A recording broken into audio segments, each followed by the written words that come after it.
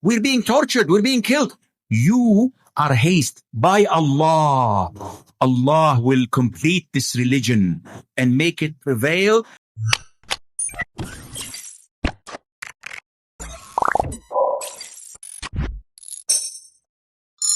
Rahim. My name is Anti. Assalamualaikum warahmatullahi wabarakatuh. Waalaikumsalam warahmatullahi. Sheikh, this is a continuation of your answer from previous question. My question is, how can parents raise children with strong faith and moral courage when the world that they see now is full of injustice, instability, and conflicting values? Thank you. Assalamualaikum warahmatullahi wabarakatuh. Alaikum salam wa barakatuh. This question requires a lecture.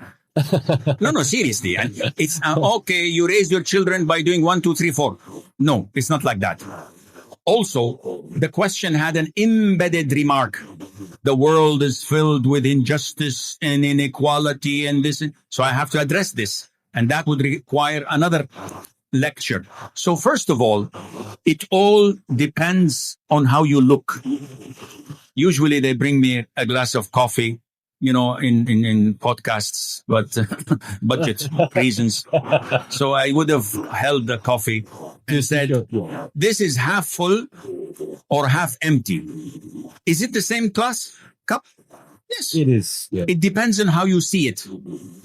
Positive people say, oh, it is half full. Ya Allah, lak alhamd. You gave me half full cup. Some people don't have except quarter full. Others don't have a cup at all. Allah favored me and gave me half full. These people are progressive. They are always positive. So no matter what calamity, inequality, injustice, corruption they live in, they always look at the positive side. The Prophet ﷺ was approached by one of his companions. And he said, "O Prophet of Allah, can't you see what's happening to us? They are killing us. They're torturing us in Mecca. We're suffering. Ask Allah Azza wa Jal for vengeance." The Prophet said, alayhi salatu wasalam, positivity. Those before you, one of them, because he accepted Islam, used to be brought up and told to reject Islam. When he refuses, they would bring combs of iron and they will scratch the meat of the bone of his back with combs of iron. Or they will bring a saw and they will put it on the top of his head and split him into two. Not even electric saw. 1, 2, 3. It will take half an hour. And the guy is steadfast on Islam. But you are hazed. We're being tortured. We're being killed.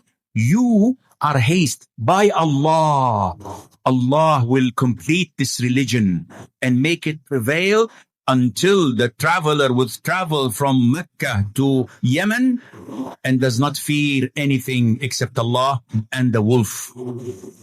Positivity. They're being killed and tortured, but the Prophet sees the future and says to them, positivity. So this is how you raise your children, on positivity. Mom, we don't have food. I'm hungry.